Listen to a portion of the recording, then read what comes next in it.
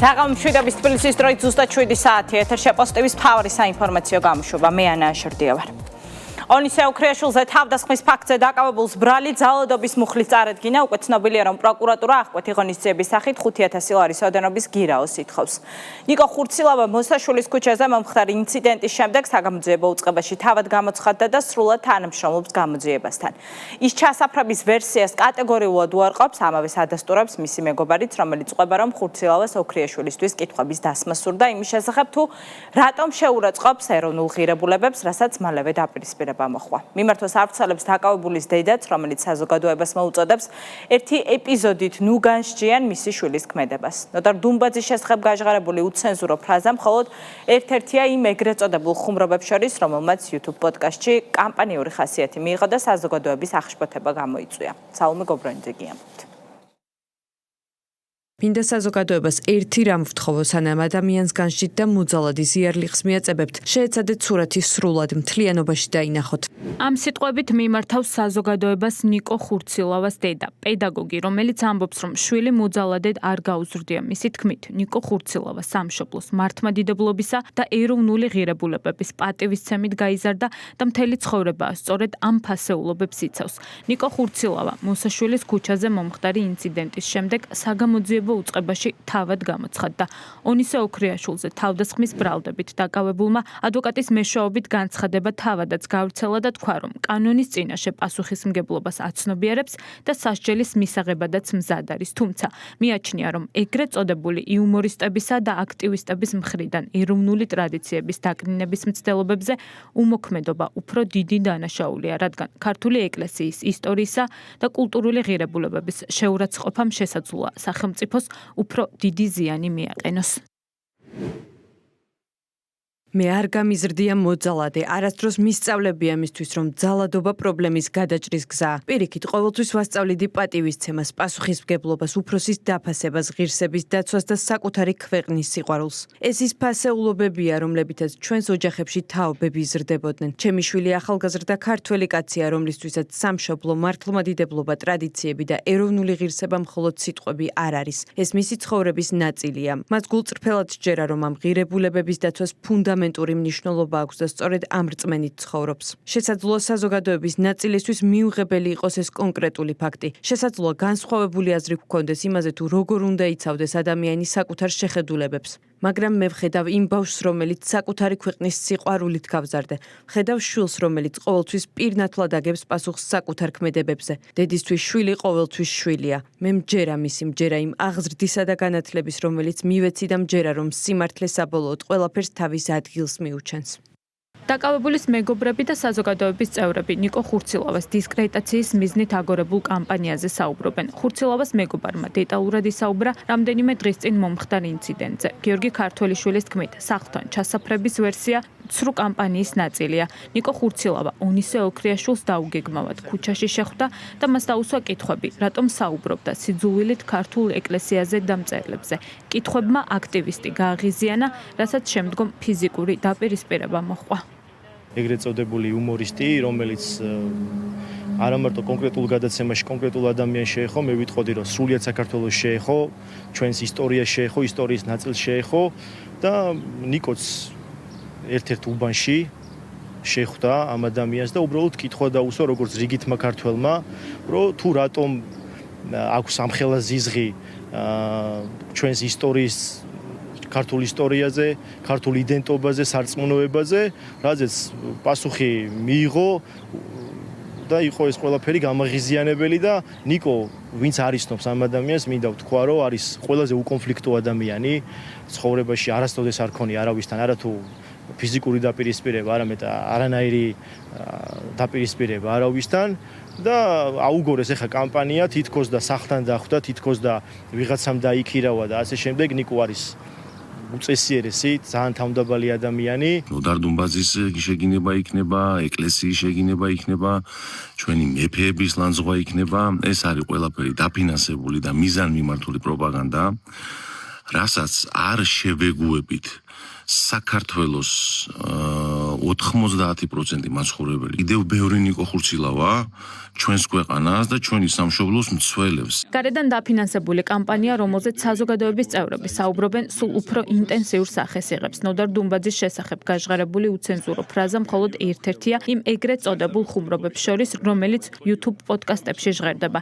ინტერნეტ სივრცეში ვრცელდება კიდევ ერთი ვიდეო, სადაც ონისე ოქრიაშვილი წმინდა წინასწარმეტყველ იონას შეურაცხყოფს. არა, იონა მქვია, მაგრამ წინასწარმეტყველი იყო ვეშაპარო, გადაყლაპა, იქ იყო იონა. და მამაშა მიფიქრე რომ მაგის სახელი უნდა დავარქვა. იმას რა ერქვა ვეშაპარო მოჭა? ხო, აი ეგ მინდა ერქვას ჩემს ვაშკაცს. ეკლესიის და სარწმუნოების წინააღმდეგ მიმართული კამპანია. ასე ფასდება სოციალურ ქსელში გავრცელებული მორიგი ვიდეო ანასტასია ბენდუკიძის პოდკასტიდან. ეკლესიის ეროვნული ღირებულებების და ტრადიციების საჯარო შეურაცხყოფის ფაქტებს გმობენ სასულიერო პირები. Რამოდენიმე წლის წინ ათასობით სიუჟეტი გადაცემა მომზადდა კონკრეტ მიზან მიმართულად ნეგატიური უარყოფით კონტექსტში ეკლესიის საპატრიარქოს პატრიარქის მიმართ. ხო არის ადამიანს აქვს რაღაც წმინდა თავის სულში, თავის გულში. როცა იმ წმინდა რაღაცას რაც იცი რომ აი ამ ადამიანისთვის, ან ადამიანთა ჯგუფისთვის არის ძალიან წმინდა და იმას რომ აი უკანასკნელი სიტყვებით და აი დაუნდობლად რომ შეურაცხყოფას აყენებ. 17 მაისს რა ხდება?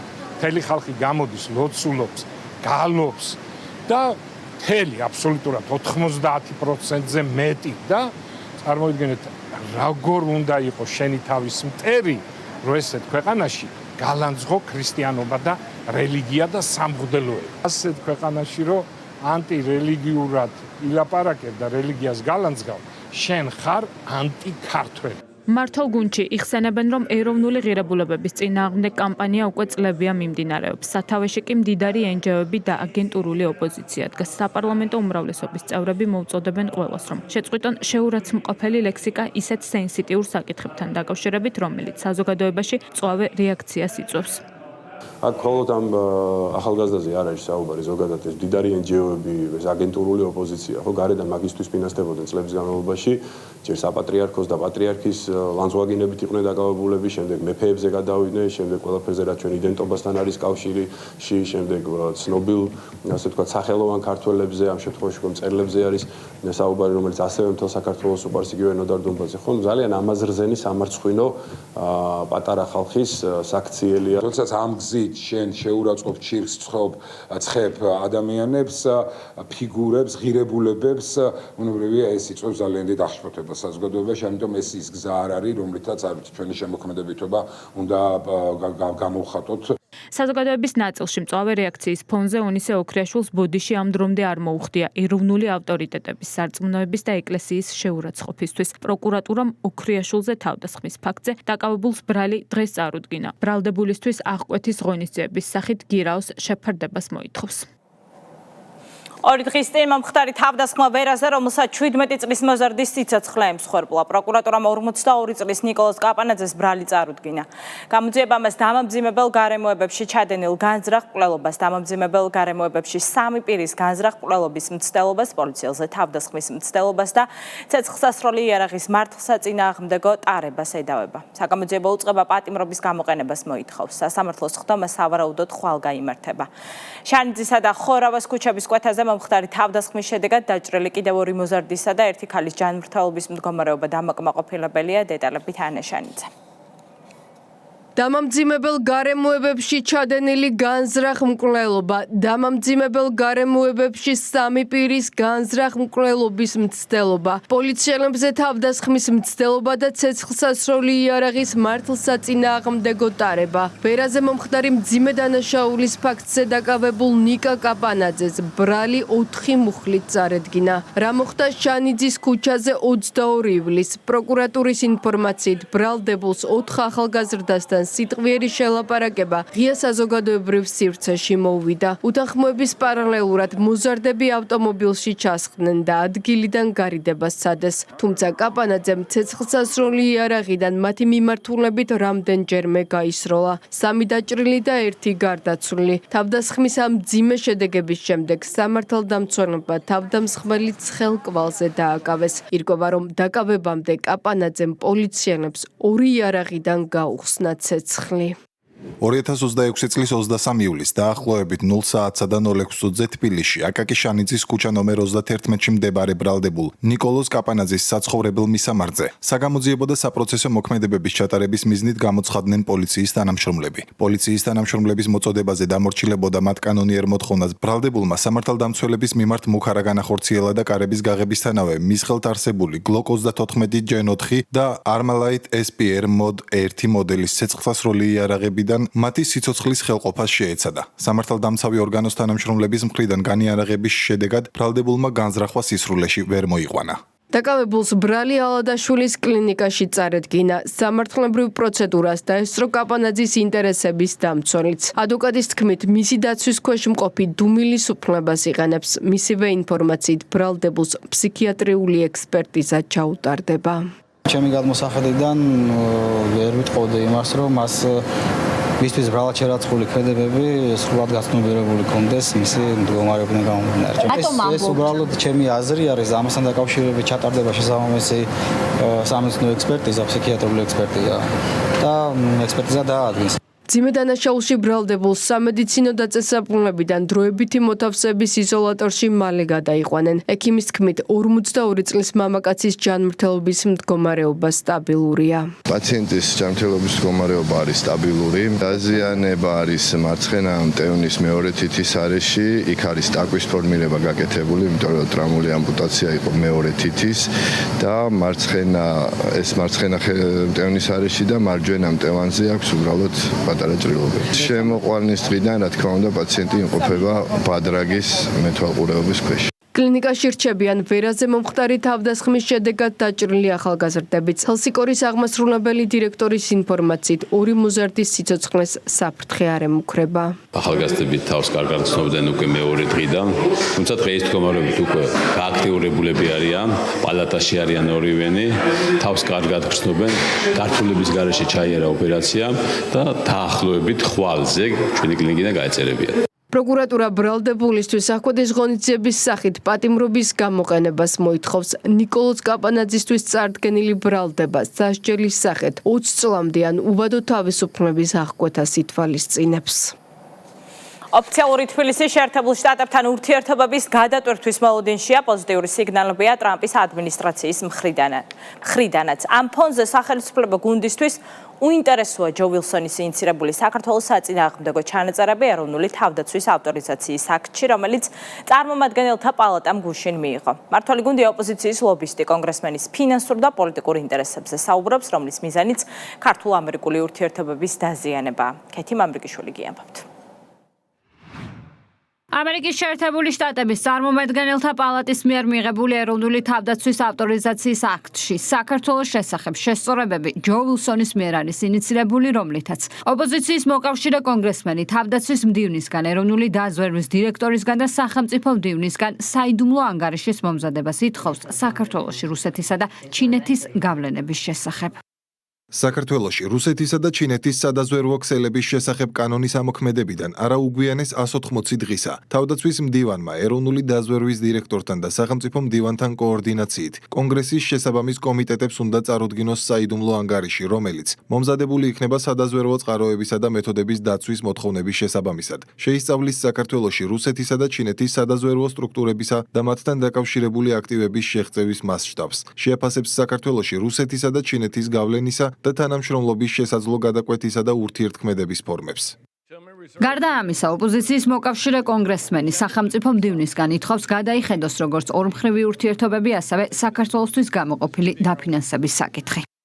ზოგადად, კანონის ამოქმედებიდან არაუგვიანეს 180 დღისა სახელმწიფო მდივანმა კონგრესის შესაბამის კომიტეტებს უნდა წარუდგინოს დეტალური სტრატეგია, რომელიც განსაზღვრავს ორმხრივი ურთიერთობების გაღრმავების კონკრეტულ მიზნებს, რომლებიც ასახავს საქართველოში არსებულ შიდა პოლიტიკურ გარემოს, განსაზღვრავს იმ ინსტრუმენტებს, რესურსებსა და დაფინანსებას, რომლებიც აუცილებელია აღნიშნული მიზნების მისაღწევად. ასევე შეაფასებს, უნდა დარჩეს თუ არა საქართველო ამერიკის შეერთებული შტატების დაფინანსების ერთ-ერთ უმსხვილეს მიმღებად ევროპისა და ევრაზიის რეგიონში. განსაზღვრავს რა მასშტაბით უნდა განაგრძოს შეერთებულმა შტატებმა საქართველოში პარტნიორობის განვითარებაში ინვესტირება. შეაფასებს რჩება თუ არა საქართველოს მთავრობა ერთგული ამერიკის შეერთებულ შტატებისა და ევროპასთან სავაჭრო ურთიერთობების გაფართოების მიზნისადმი და უნდა გააგრძელოს თუ არა ამერიკის შეერთებული შტატების მთავრობამ საქართველოში სხვადასხვა პროექტის დაფინანსება. ფემილის მომგვრელი ასეთი ჩანაწერით. ასე აფასებს ოფიციალური თბილისი ვილსონის მიერ ინიციირებულ ჩანაწერებს. პრემიერ-მინისტრის თქმით, ქართული მხარე ვაშინგტონის პოზიციის მოლოდინშია ურთიერთობების გადატვირთვასთან დაკავშირებით, თუმცა მთავრობის მეთაურის განცხადებით, საქართველოს ხელისუფლების გზავნილი მკაფიოა სტრატეგიული პარტნიორობის განახლება კონკრეტული გზამკვლევით სუფთა ფურცლიდან.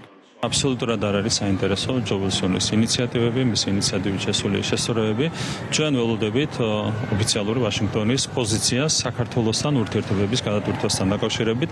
ჩვენი გზავნილი არის ძალიან მკაფიო, ჩვენ გვინდა სტრატეგიული პარტნიორობის განახლება კონკრეტული გზამკვლევით სუფთა ფურცლიდან და ამასთან დაკავშირებით ველოდებით ამერიკის ოფიციალურ პოზიციას. ჯო ვილსონის პოზიციები არასერიოზულია სახელისუფლებო გუნდისთვისაც. ქართულ ოცნებაში ამბობენ, რომ ოპოზიციის მოკავშირე კონგრესმენის მიზანი ორ ქვეყანას შორის ურთიერთობების დაზიანებაა, თუმცა ამის მიუხედავად ქართული მხარე ოპტიმისტურად არის განწყობილი, რის საფუძველსაც ვაშინგტონიდან წამოსული პოზიტიური სიგნალები აძლევთ. ამ ადამიანის ინტერესი გაშიფრულია ჩვეულებრივად, იგი ფულს იღებს ამ ყველაფერში. და შესაბამისად ზოგადად საინტერესო არ არის ჯო ვილსონი, არა მხოლოდ ჩვენთვის, არამედ თვითონ ამერიკის შეერთებულ შტატებში არავინას არ აინტერესებს, არასერიოზულ პოლიტიკოსად არის აღქმული და ეს ვერაფერს ჩვენ ხელს ვერ შეგვიშლის. ამერიკის შეერთებული შტატების დღევანდელი ადმინისტრაცია აყალიბებს ამერიკის საგარეო პოლიტიკასაც, საშინაო პოლიტიკასაც და სწორედ მათზე არის დამოკიდებული შემდგომი ნაბიჯები ურთიერთობების რეალური პარტნიორობის ჭრილში გადაყვანასთან დაკავშირებით. აქაც გგონია, რომ საბოლოო ჯამში საღი აზრი ბუნებრივია გაიმარჯვებს. ამის ვარაუდი საფუძველს გვაძლევს ჩვენ კიდევ ერთხელ ვიმეორებ ის ნორმალიზაციის გზაზე მყარად გადასulis ფაქტი, რომელიც თვითონ შეერთებული შტატების პრეზიდენტის წერილით, საგარეო საქმეთა მინისტრის ვიზიტი და ასე შემდეგ გამოიხატა და გამოიკვეთა, დანარჩენს გამოაჩენს დრო. სახელისუფლებო გუნდში ორმაგ სტანდარტებზეც საუბრობენ და აცხადებენ, რომ საქართველოს ჩინეთის ურთიერთობებს აკრიტიკებენ იმ ფონზე, როდესაც პეკინთან ურთიერთობების გაღრმავებას ცდილობენ როგორც შტატებში, ასევე ევროპაშიც. როდესაც ჩვენ გვსაყვედურობდნენ არა მხოლოდ ჯო ვილსონი, არამედ ბრიუსელი, შემდეგ ვიხილეთ, როგორ იდგნენ რიგში ევროკავშირის წამყვანი ქვეყნის ლიდერები ბატონ სი ძინპინთან შესახვედრად, როდესაც ჩვენ რამდენიმე წლით დავასწარით და გავაფორმეთ სტრატეგიული პარტნიორობა, რომელიც დღეს უკვე ყოვლის მომცველი პარტნიორობის ჭრილში არის გადასული ჩინეთთან. შესაბამისად, აქ რა თქმა უნდა კითხვის ნიშნები არ არსებობს, უბრალოდ ჯო ვილსონს აქვს მიღებული ინსტრუქცია იმასთან დაკავშირებით, რომ რუსეთიზაცია, ჩინეთიზაცია და ირანიზაცია უნდა მიმდინარეობს საქართველოს პარალელურ რეჟიმში. არა მხოლოდ საქართველოს სტრატეგიული პარტნიორია, ამერიკის შეერთებული შტატების მათ შორის, დონალდ ტრამპის და სი ძინპინის შეხვედრის შემდეგ განსაკუთრებით და მთელი ევროპა ცდილობს ჩინეთთან ურთიერთობის პოლიტიკური თუ ეკონომიკური ურთიერთობის დალაგებას და ახლა ეს არის პარადოქსული აქტები. მე ვამბობ, როცა ამერიკის შეერთებული შტატები ცდილობს და დაალაგა ჩინეთთან ურთიერთობა და იგივე იმ პარტიის წევრი ჩვენ გვიწუნებს ჩინეთთან ურთიერთობას, ეს არის ზუსტად პარადოქსი. ამიტომ ყოველივე მისი ინიციირებული აქტი არის ერთი და იგივე შინაარსის მატარებელი. 216 მომხრე 212 წინააღმდეგი ასეთი იყო კენჭისყრის შედეგები იმისათვის რომ წარმომადგენელთა პალატის მიერ მიღებული თავდაცვის ავტორიზაციის აქტი ძალაში შევიდეს მას სენატმაც უნდა დაუჭიროს მხარი. ევროკავშირის სანქციების 21 პაკეტში ყულევის ნავთობ გადამამუშავებელი ქარხნის შეტანის გამო საქართველოს საგარეო საქმეთა სამინისტრო წუხილს გამოთქვამს. უწყების მიერ გავრცელებულ განცხადებაში ნათქვამია, რომ სანქციების 21 პაკეტის მომზადების პროცესში ქართულმა მხარემ ევროკომისიას წარუდგინა შესაბამისი დოკუმენტაცია, რომელიც ადასტურებს, რომ ყულევის ნავთობ გადამამუშავებელი ქარხნის სანქციების ჩამონათვალში შეტანას არავითარი ფაქტობრივი და სამართლებრივი საფუძველი არ არსებობს. საქართველოს საგარეო საქმეთა სამინისტრო იმედოვნებს, რომ ევროკომისიის შესაბამისი სამსახურები და ევროკავშირის წევრი სახელმწიფოები გადაწყვეტილებით განსაზღვრული 6-თვიანი პერიოდის განმავლობაში ხელმძღვანელებენ სამართლიანობის პრინციპით და გადაწყვეტილებას გადახედავენ. საქართველოს საგარეო საქმეთა სამინისტრო გამოხატავს წუხილს ევროკავშირის სანქციების 21 პაკეტში ყულევის ნავთობგადამამუშავებელი ქარხნის შეტანის შესახებ მიღებულ გადაწყვეტილებასთან დაკავშირებით. საქართველოს სრულად ითვალისწინებს ევროკავშირის მიერ დაწესებულ სასანქციო რეჟიმს, ამ რეჟიმის კონტექსტს და იღებს ყველა ზომას, რათა საქართველოს ტერიტორია არ იქნეს გამოყენებული სანქციების გვერდისავლისთვის. ევროკავშირთან ამ მიმართულებით თანამშრომლობა ეფუძნება გამჭვირვალობისა და ღიაობის პრინციპებს. ამ თანამშრომლობის ფარგლებში საქართველოს შესაბამისი უწყებები მუდმივად უზრუნველყოფენ ევროკავშირის ინსტიტუტებისთვის ყველა საჭირო ინფორმაციისა და განმარტების დროულად მიწოდებას. საქართველოს სახელმწიფო ინსტიტუტების ეფექტიან მუშაობას ადასტურებს ის გარემოებაც, რომ დღემდე საქართველოს ტერიტორიაზე ევროკავშირის სანქციების გვერდისავლის არც ერთი ფაქტი დაფიქსირებულა. ევროკავშირის სანქციების 21 პაკეტის მომზადების პროცესში ქართულმა მხარემ ევროკომისიას წარუდგინა ამომწურავი ინფორმაცია და შესაბამისი დოკუმენტაცია, რომელიც ერთმნიშვნელოვნად ადასტურებს, რომ ყულევის ნავთობგადამამუშავებელი ქარხნის სანქციების ჩამონათვალში შეტანას არავითარი ფაქტობრივი და სამართლებრივი საფუძველი არ აქვს. საქართველოს საგარეო საქმეთა სამინისტრო იმედოვნებს, რომ ევროკომისიის შესაბამისი სამსახურები და ევროკავშირის წევრი სახელმწიფოები გადაწყვეტილებით განსაზღვრული 6-თვიანი პერიოდის განმავლობაში იხელმძღვანელებენ სამართლიანობის პრინციპით და გადახედავენ გადაწყვეტილებას. საქართველო კვლავაც მზად არის ევროკავშირის ინსტიტუტებთან თანამშრომლობისა და მათთვის ყველა საჭირო ინფორმაციის გაზიარებისთვის. სიძულვილის ენის გამოყენებაზე სასამართლო პროცესები გრძელდება. საჯარო სივრცეში ადამიანების ღირსების შელახვის ფაქტებზე დღეს ქუთაისის საქალაქო სასამართლომ კანონდამრღვევად ორი მოქალაქე ცნო გიორგი ცაგარეიშვილს, რომელმაც საპარლამენტო უმრავლესობის ლიდერ სოციალურ ქსელში შეურაცხყოფა მიაყენა 1500 ლარიანი ჯარიმა დაეკისრა. გია გაჩაჩილაძის მიმართ უცენზურო კომენტარის გამო კი 1000 ლარის ოდენობით დაჯანებდა დავით გეგუჩაძე. ამ წუთებში თბილისის საქალაქო სასამართლო კიდევ ერთ კანონდარღვევის ფაქტზე მსჯელობს. ოპოზიციონერმა აქტივისტმა გიორგი ახობაძემ პოლიტიკური თანამდებობის პირებს საჯარო სივრცეში შეურაცხყოფა მიაყენა. გიორგი ცაგარეიშვილს ოქმეჩამდგენი ორგანო ედავებოდა სოციალურ ქსელ Facebook-ში განთავსებული პოსტის კომენტარებში ბატონი ირაკლი მიმართ სიტყვიერი შეურაცხყოფის განხორციელების ფაქტს. სამართლო პროცესზე ბატონი გიორგი ცაგარეიშვილი ჩაერთო, ესწრებოდა ასე ვთქვათ დისტანციურად. მან აღიარა ახსენებული სამართალ დარღვევის ჩადენის ფაქტი, მოინანია და მოცემულ შემთხვევაში სწორედ სასამართლომ სახდელის განსაზღვრის ნაწილში გაითვალისწინა აღნიშნული გარემოება და როგორც მოგახსენებთ, შეუფარდა სახდელი 1500 ლარის ოდენობით. რაც შეეხება დავით გეგუჩაძეს, ოქმეჩამდგენი ორგანო დავით გეგუჩაძეს ედავებოდა ბატონ გიორგი გაჩაჩილაძის მიმართ სიტყვიერი შეურაცხყოფის განხორციელების ფაქტს. მოცემულ შემთხვევაში სასამართლომ აღნიშნული პიროვნება ასევე ცნობილ ასე ვთქვათ დაადგინა აღნიშნული პიროვნების მიმართ სიტყვიერი შეურაცხყოფის განხორციელების ფაქტი და სამართალ დარღვევის ჩადენის ფაქტი და აღნიშნული პიროვნება ცნობილი იქნა ასევე სამართალ დარღვევად. სახდელის სახით კი განისაზღვრა ჯარიმა 1000 ლარის ოდენობით, აგრეთვე მას ჩამოერთვა იარაღის ტარების უფლება 3 წლის ვადით. სამი დაკავებული და დიდი რაოდენობით ამოღებული ნარკოტიკული საშუალებები ბრძოლა ნარკოდანაშაულთან გრძელდება. შინაგან საქმეთა სამინისტრომ კიდევ ერთი წარმატებული საპოლიციო ღონისძიება ჩაატარა. გამოძიების ინფორმაციით დანაშაულებრივ სქემებში ჩართული პირები ნარკოტიკული საშუალებების რეალიზაციას სხვადასხვა ინტერნეტ აპლიკაციის საშუალებით ახდენდნენ, შემდეგ კი კონკრეტულ ადგილებზე ათავსებდნენ. დანაშაული 20 წლამდეან უვადო თავისუფლების აღკვეთას ითვალისწინებს. მარიამ რატიანი კი ამბობთ. 16 კილოგრამამდე სხვადასხვა ნარკოტიკული საშუალება და დაკავებული სამი პირი. საქართველოს შინაგან საქმეთა სამინისტრო ნარკოდანაშაულთან აქტიურ ბრძოლას განაგრძობს. ცენტრალური კრიმინალური პოლიციის დეპარტამენტის თანამშრომლებმა განსაკუთრებით დიდი ოდენობით ნარკოტიკული საშუალებების უკანონო შეძენა, შენახვისა და რეალიზაციის ხელშეწყობის ბრალდებით საქართველოს 2 და უცხო ქვეყნის 1 მოქალაქე დააკავეს.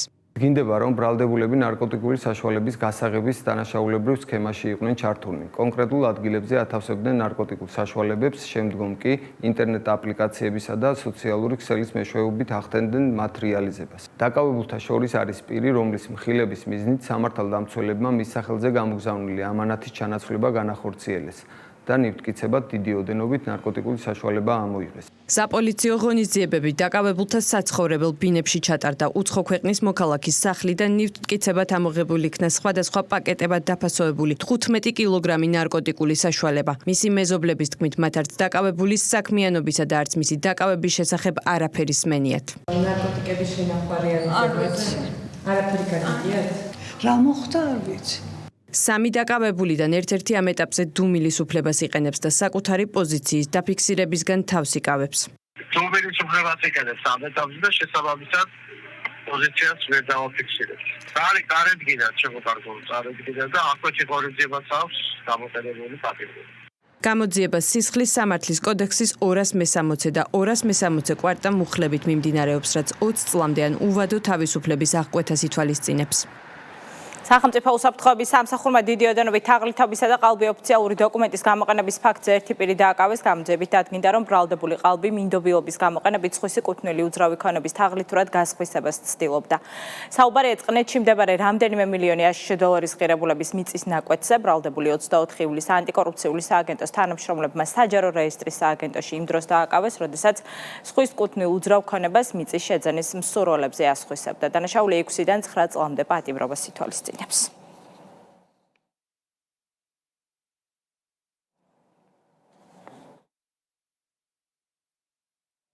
იუსტიციის მინისტრმა დანაშაულის პრევენციის არასაპატიმრო სასჯელთა აღსრულებისა და პრომოციის ეროვნული სააგენტოს თანამშრომლებს პროფესიული დღემილოცა და მათ მრავალწლიანი კეთილსინდისიერი საქმიანობისთვის მადლობა გადაუხადა. პატა სალიამ სიტყვით გამოსვლისას ყურადღება გაამახვილა სააგენტოს როლზე კანონთან კონფლიქტში მყოფი პირების რეაბილიტაციისა და საზოგადოებაში წარმატებული რეინტეგრაციის პროცესში. სტუმრებს სიტყვით ასევე მიმართა პრომოციის ეროვნული სააგენტოს ხელმძღვანელმა ღონისძიების დასასრულს განსაკუთრებული დამსახურებისა და კეთილსინდისიერი პროფესიული საქმიანობისთვის სააგენტოს წარმატებული თანამშრომლები მადლობის სიგელებით დაჯილდოვდნენ. დანაშაულის პრევენციის არასაპატიმრო სასჯელთა აღსრულებისა და პრობაციის ეროვნული სააგენტო მნიშვნელოვან როლს ასრულებს როგორც დანაშაულის პრევენციისა და საზოგადოებრივი უსაფრთხოების გამტკიცების საქმეში, ასევე კანონთან კონფლიქტში მყოფი პირების რეაბილიტაციისა და საზოგადოებაში წარმატებული რეინტეგრაციის საქმეში. დღევანდელი ღონისძიების ფარგლებში ჩვენ მადლობა გადაუხადეთ თანამშრომლებს და გადავეცით საპატიო ჯილდოები. ჩემთვის პატივია ვიყო მნიშვნელოვანი დღის ნაწილი. სოციალური მუშაობა ჩემთვის არ არის მხოლოდ პროფესია. ეს არის პასუხისმგებლობა, ადამიანების ხარდაჭერა და მათი ცვლილებების რწმენა. ჩვენ ყოველდღიურად ვცდილობთ ხარი დაუჭიროთ ადამიანებს, რათა წარმატებით დაუბრუნოს საზოგადოებას. ადიგენის მუნიციპალიტეტში სტიქიის სალიკვიდაციო სამუშაოები უწყოთ რეჟიმში მიმდინარეობს. ადგილზე მძიმე ტექნიკა მუშაობს. ამ დროისთვის უკვე გაწმენდილია საავტომობილო გზა სტიქიის ზონაში ვითარების შესწავლის მიზნით. გეოლოგები მუშაობას ორშაბათიდან დაიწყებენ და შესაბამის დასკვნას მოამზადებენ. მიყენებულ ზარალს სპეციალური კომისია ითვლის. გუშინ მოსულმა უხმა ნალექმა პრობლემების სამ სოფელში შექმნა. სტიქიის სალიკვიდაციო სამუშაოებს ადგილობრივი ხელისუფლების წარმომადგენლები ადგილზე გაეცნენ. დეტალები ჩვენ სიუჟეტში. დაზიანებული გზები, სახლები, სასოფლო სამეურნეო სავარგულები და ავტომობილები სტიქიამ ადიგენში პრობლემები შექმნა. გვიან ღამით მეწყერი ჩამოწვა სოფელ გომაროში, გაწმენდით სამუშაოებში მძიმე ტექნიკა მალევე ჩაერთო. ვითარებას სამცხე-ჯავახეთის სახელმწიფო რწმუნებულის პირველი მოადგილე და ადიგენის მუნიციპალიტეტის მერი გაეცნენ. კოჩა ქიმაძის განმარტებით ჩატარდა რიგი პრევენციული ღონისძიებები, რამაც მუნიციპალიტეტს გაცილებით დიდი ზარალი აარიდა. ჩვენ მერის თანამშრომლები შესაბამის სამსახურები ესევე ადგილობრივი პოლიცია ადგილზე იყო სამაშველო სამსახურები და ერთობრივი ძალით მოვახერხეთ რომ თავიდან აგვიცილებით დიდი უბედურება. ძლიერი წვიმის შედეგად პრობლემები შეექმნა სოფლებს ქვემო ენთელსა და შოყას დაზიანდა სასოფლო სამეურნეო სავარგულები და გზები. შემთხვევის ზონაში სტიქიის შემსწავლელი კომისია მუშაობს. მოწმდება სახლები, რომელიც სტიქიამ დააზიანა, რათა გაირკვეს რამდენად უსაფრთხო ადგილზე მოსახლეობის ყოფნა. საშიშროება არ არის გადავლილი. საჭიროების შემთხვევაში ტექნიკა ისევ განაგრძობს მუშაობას. ჩვენ ვამოწმებთ ახლა მიმდებარე იმ სახლებს, რომლებსაც მიაყენა ზარალი სტიქიამ, რომელსაც გადავცემთ გეოლოგიურ დეპარტამენტს და ველოდებით გეოლოგიური დეპარტამენტიდან ჯგუფს, რომელიც შეაფასებს შექმნილ მდგომარეობას. ადიგენის მუნიციპალიტეტის მერთან და სახელმწიფო რწმუნებულის პირველ მოადგილესთან ერთად ადგილზე ადგილობრივი ხელისუფლების სხვა წარმომადგენლებიც იმყოფებოდნენ. მოსახლეობა ადგილობრივი მუნიციპალიტეტის დროულ რეაგირებაზე საუბრობს. ყველა ტექნიკა, ყველა დახმარება მოსული იყო, მაგრამ ტექნიკამ და დახმარებამ რა უდაქნას, რომ აქ ვერაფერი ვერ გააჩერებს. თავრობიდან ამოსული არიან, გვეხმარებიან, აქ ტრაქტორები არ მოსულიყვნენ. ეს ყველაფერი წეილეკებოდა, სულ ყველაფერს გვეხმარება თავრობა, მაგრამ ვერ უდგია უკვე. იმ ხელახ ის მოდის რომ თავრობა ვერაფერს ვერ შვება. მადლობის მეტი არაფერი გვეთქმება, მერიც იყო ამოსული და ყველა ამოსული იყო. გაწვიმდა 20 წუთი წვიმა იყო და წამოიღო ეს ნალექი, ყველა ნალექმა წამოიღო ეს ალბათ იშლება მთაზევით. ადიგენის მუნიციპალიტეტში სტიქიის ზონაში ვითარებას გეოლოგიური დეპარტამენტის ჯგუფი შეისწავლის და შესაბამის დასკვნას მოამზადებს. ახალი საფეხბურთო ბაზები იმერეთში, ჭიათურაში, ზესტაფონსა და ვანში თანამედროვე სტანდარტების ტექნიკური ცენტრების მშენებლობა მიმდინარეობს. პროექტი ხელოვნურ საფარიანი მოედნებისა და 300 მაყურებელზე გათვლილი ტრიბუნების მოწყობას ითვალისწინებს. ამასთან წყალტუბოში UEFA-ს მესამე კატეგორიის სტანდარტების შესაბამისი ახალი სტადიონის პროექტირება მიმდინარეობს. სამუშაოებს ინფრასტრუქტურის მინისტრი და ფეხბურთის ფედერაციის პრეზიდენტი გაეცნენ. დეტალები ჩვენს სიუჟეტში.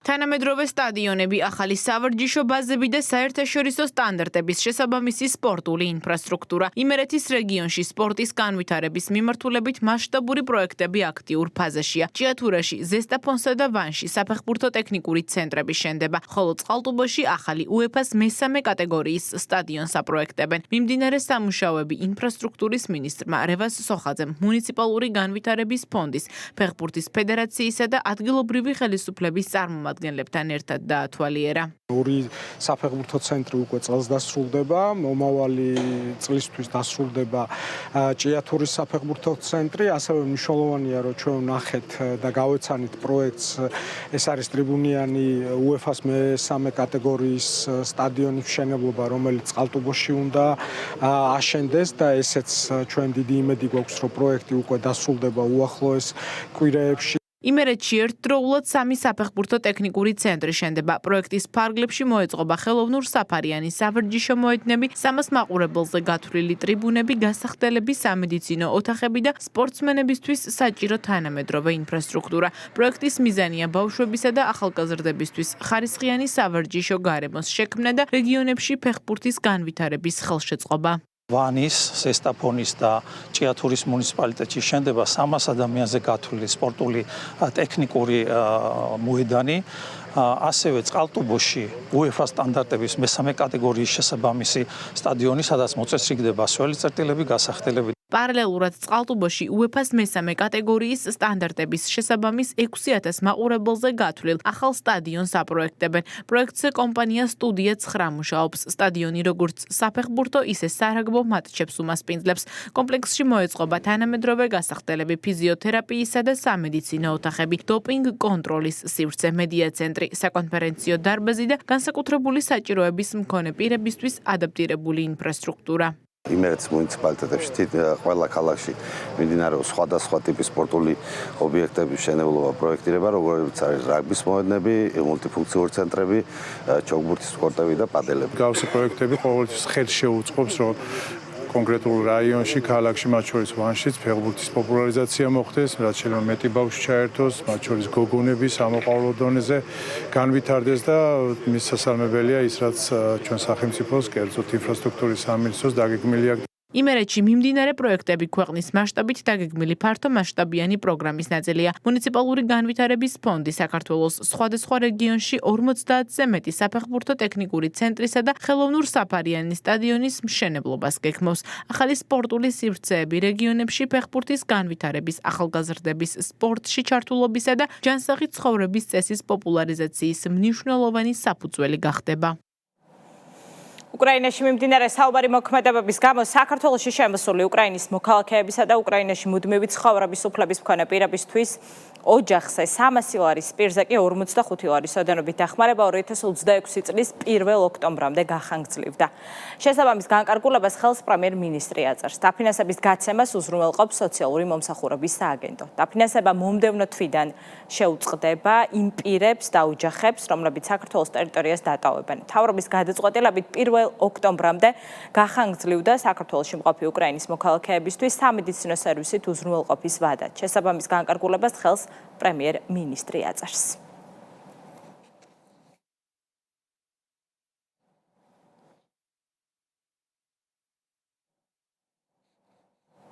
საქართველოს სტუმარმასპინძლობის სფეროს ექსპერტი სტუმრობდა ჯული პილკინგტონმა სექტორის წარმომადგენლებისთვის მასტერკლასი გამართა ტურიზმის ეროვნული ადმინისტრაციის ორგანიზებით ჩატარებულ სასწავლო კურსში 100-მდე ადამიანი ჩაერთო.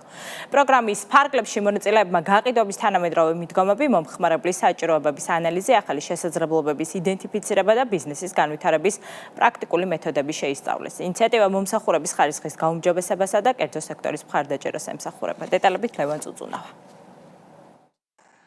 გაყიდვების ეფექტიანობა. ასე ქვია სასწავლო კურსს, რომელიც ტურიზმის ეროვნული ადმინისტრაციის მოწვევით საერთაშორისო ექსპერტმა ჯული პილკინგტონმა სექტორის წარმომადგენლებისთვის ჩაატარა. ტრენინგის მონაწილეები გაყიდვების თანამედროვე მიდგომებს დეტალურად გაეცნენ. პილკინგტონს სასტუმროებისა და ტურიზმის სფეროში მრავალწლიანი პროფესიული გამოცდილება აქვს. მუშაობდა წამყვან საერთაშორისო კომპანიებსა და სასტუმრო ბრენდებში. ხედავთ, როგორ განვითარდა ეს ქვეყანა და როგორ შეიცვალა თბილისი. უბრალოდ დაუჯერებელია. დაბრუნდა 9 წლის შემდეგ და ეს ყველაფერი საკუთარი თვალით ნახო. მე ვხედავ გლობალურ ბაზარზე რასაკეთებთ და შედეგიც ჩანს. ბევრი მეუბნება, რომ საქართველოში უკვე იყო ან აპირებს მოგზაურობას. გლობალურ ტურისტულ ბაზარზე თქვენ ერთ-ერთი მთავარი მოთამაშე ხართ. ამ ფონზე ტრენინგის მონაწილეებისთვის გამოცდილების გაზიარება, რეალური ღირებულების შექმნა ძალიან მნიშვნელოვანია, რადგან ეს შეცვლის მათი მუშაობის სტილს. ისინი შეძლებენ გაყიდვების უკეთ წარმართვას. მონაწილეები ძალიან მოტივირებულები არიან და დიდი ინტერესი გამოიჩინეს.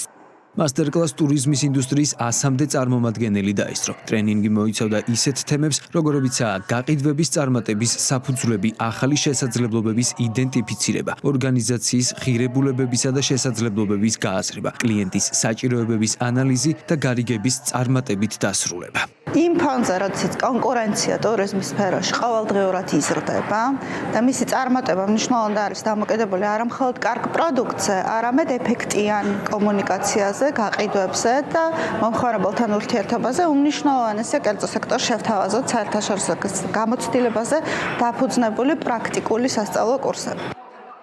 მასტერკლასი მომსახურების სფეროში ხარისხის გაუმჯობესებასა და კერძო სექტორის მხარდაჭერას ისახავდა მიზნად. ტრენინგის მონაწილეები ამბობენ, რომ მსგავსი ღონისძიებების ჩატარება მნიშვნელოვანია სფეროს განვითარებისთვის. ხაზს უსვამენ იმასაც, რომ სექტორი ტურიზმის ეროვნული ადმინისტრაციის მხარდაჭერას მუდმივად გრძნობს. ძალიან მნიშვნელოვანი ღონისძიებაა და ძალიან საინტერესოა მსგავსი აქტიური ტრენინგები ჩვენ სფეროს წარმომადგენლებისთვის, რადგან არ ვართ სამწუხაროდ განებივრებული შესაბამისი გამოცდილებისა და კომპეტენციის მქონე ტრენერები საქართველოში. ტურიზმის ადმინისტრაციის მხრიდან ორგანიზებული მსგავსი სახის ღონისძიებები ძალიან მნიშვნელოვანია, იმიტომ რომ ის უზრუნველყოფს ადგილობრივი სექტორის თანამშრომლების გადამზადებას, კვალიფიკაციის ამაღლებას და ზემოხსენებული ღონისძიებაც იყო საკმაოდ ინტენსიური, დატვირთული, საინტერესო. ინტერაქციული ტრენინგები ძალიან მნიშვნელოვანია, განსაკუთრებით კერძო სექტორისთვის. აღნიშნულ ტრენინგზე რომ ვისაუბროთ, აღნიშნული ტრენინგი არის ძალიან მნიშვნელოვანი და კარგი დამწყები და საშუალო რგოლის მენეჯერებისთვის და ვფიქრობ, სამომავლოდ თუ გაგრძელდება მსგავსი ტიპის ტრენინგების ჩატარება, იქნება ძალიან კარგი. ჯული პილკინგტონმა ტურიზმისა და მომსახურების ხარისხის განვითარების მიმართულებით ტრენინგები 2017 და 2018 წლებშიც ჩაატარა. ამჟამად დასაქმებულია კომპანიაში, რომელიც სასტუმროების სტრატეგიული განვითარების, გაყიდვებისა და ბიზნეს პარტნიორობების მიმართულებით მუშაობს. ფოთი ევროპის და აფრიკის ღია ჩემპიონატს მასპინძლობს საერთაშორისო ტურნირში 20 ქვეყნის 120-მდე საუკეთესო სპორტსმენი მონაწილეობს. ჩემპიონატი ეგრეთ წოდებულ ოქროს ტბაზე იმართება, სადაც საქართველოს სახელით 3 ქართველი ათლეტი იასპარეზებს. სპორტსმენები ერთმანეთს 3 ძირითად დისციპლინაში ეჯიბრებიან: სლალომში, ფიგურულ სრიალსა და ტრამპლინიდან ხტომაში. ჩემპიონატი ოფიციალურად დღეს გაიხსნა. საერთაშორისო ტურნირის უხშულების კონცერტით 26 ივლისს დასრულდება. ჩემპიონატის გახსნას თავდაცვის მინისტრიც დაესწრო. დაახლოებით 30 წლის წინ საქართველოში ზუსტად ამ ადგილას ვიყავი, მაშინ ჯერ კიდევ ვასპარეზობდი. ახლა კი აქ მწვრთნელის რანგში დავბრუნდი და ეს ძალიან მსიამოვნებს. ტბის ასეთ მდგომარეობაში ხილვა მართლაც შესანიშნავია. იდეალური პირობებია. ბიჭები მართლაც დიდ ძალისხმევას დებენ და შორს ხტებიან. უკვე ვნახეთ რამდენიმე საცურაო შედეგი და იმედი მაქვს, ფინალში კიდევ უფრო დიდ დისტანციებს ვიხილავთ. დიახ, შესანიშნავი უქმეები გველის და მოუთმენლად ველოდები შეჯიბრების გაგრძელებას. მაყოფილი ვარ ჩემი შედეგით, ახლა 14 წლის განმავლობაში საუკეთესო შედეგი ვაჩვენე 51 და 5 სამწუხაროდ 9 მეტრი დამაგდა რომ ფინალში მოვხედრილიყავი. დღეს ფოთისთვის განსაკუთრებული დღეა, მიხარია რომ ევროპისა და აფრიკის ღია ჩემპიონატს მასპინძლობს ჩვენ ქალაქში, ჩვენ ზოგადად წყალსათხილამურო სპორტთან მნიშვნელოვანი ისტორია გვაკავშირებს და 35 წლის შემდეგ ისევ ამ დონის ჩემპიონატის ჩატარება ჩვენს ქალაქში არის ტრადიციის ღირსეული გაგრძელებაც და წარმატებული ისტორიის ახალი თავით ამავდროულად. ეს ყოფას ტევის საინფორმაციო გამოშვება 7 საათზე, მე ორ შაბათამდე გემშვიდობებით ნახვამდის.